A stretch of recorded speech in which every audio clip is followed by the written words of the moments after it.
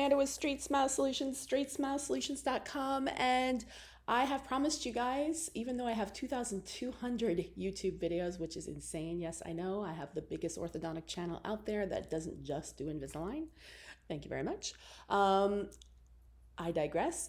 I've promised you that if there's a question that is not answered in one of my 2,200 YouTube videos, and I have a pretty good idea what content I've made over the last 8 years, and if it's applicable to what I teach, which is non-surgical, airway-focused orthodontics, that is not mousetrap-ish. If you don't know what mousetrap orthodontics is, you can look in my channel. I have a video on that. Then I will make you a video if I don't have that content. So basically my YouTube channel is essentially a kind of wiki orthodontics out there. You can put in keywords. So for example, doctor emails me yesterday. Nice doctor, haven't met him before. And he had this patient, he was telling me about it verbally. No, do not send me records. If you email me records, not only will I delete it, I will block you. And you will not even get an answer. So because that is illegal, and if you want help with a patient, there are procedures that we need to go through that keeps me out of liability that I'm required to do for my insurance. And yes, my fees are on my website. And yes, they're going up November 7th.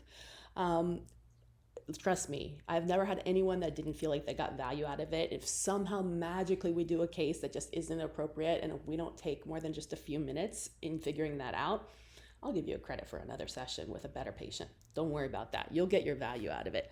And if you start a case with me and you're like, this is the best thing since sliced bread, and usually that's what happens, not to toot my own horn, but most people are like, oh my gosh, I should have done this a long time ago.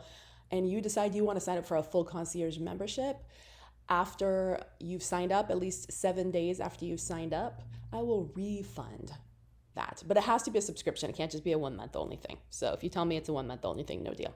But anyways, I digress. So the question from this doctor, he did not send me any records. He followed the rules. He just said, hey, I have this patient. There's a unilateral class 2. It's a growing kid. Can we just do a unilateral elastic? And I was like, what?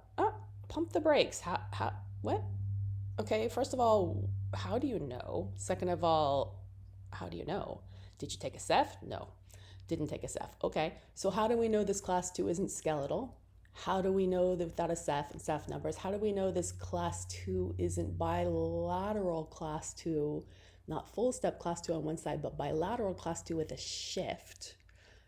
Yeah, don't know that. Not without seeing all the intraoral photos, extraoral photos, Ceph numbers, et cetera, et cetera. We don't know that. And most common, the only time I've ever seen a full step unilateral class 2 on a growing kid is when they lost some baby teeth early on one side, on the top, and everything, and they had terrible space maintenance. And I hope this didn't happen because this was this doctor's patient, and hopefully they knew what they were doing with space maintenance if they pulled some baby teeth early.